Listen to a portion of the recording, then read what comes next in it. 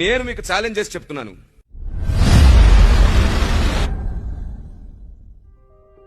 ఎంతకాలం ప్రాస్పరిటీ వెంట పరిగెడతారు? ప్రాసెస్ వెంట పరిగెత్తండి, ప్రాస్పరిటీ మీ వెంట పరిగెత్తుకొస్తుంది. ఆమేన్.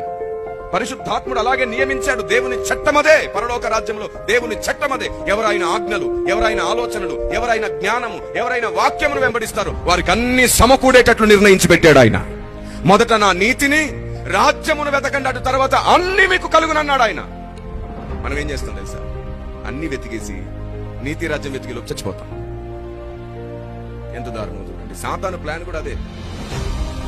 నేను ఎప్పుడు ఎవరిని పర్సనల్ గా ఛాలెంజ్ చేయలేదు, మీరు యూట్యూబ్ లో కూడా చూసారు. ఎప్పుడు ఎవరి మీద పర్సనల్ ఛాలెంజ్ చేయను.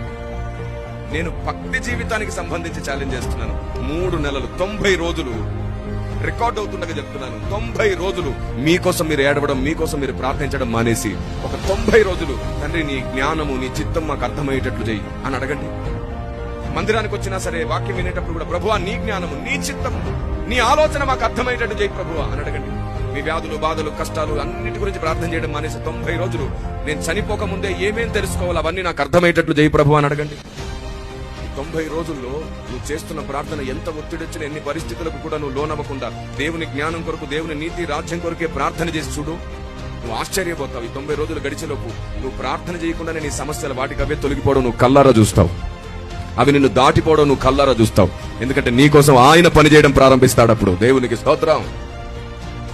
ఎంతసేపు మన కోసం ఏడవడం అలవాటు అయిపోయింది, మన ప్రాబ్లమ్స్ కోసం ఏడవడం అలవాటు అయిపోయింది. రేపు చచ్చిపోతే నీ ఏడుపంతా ఏమైపోతుంది? నువ్వు ఎంత ఏడిచినా పైన దాన్ని సంపాదించుకోలేవు. అందుకే బ్రతుకున్నప్పుడే శ్రమలో గూర్చి ప్రార్థించడం మాని శ్రమలలో కూడా నువ్వు బంగారం అయ్యేటట్లు ప్రార్థన చెయ్యి. ఆయన నీ ప్రార్థన ఆలకిస్తాడు.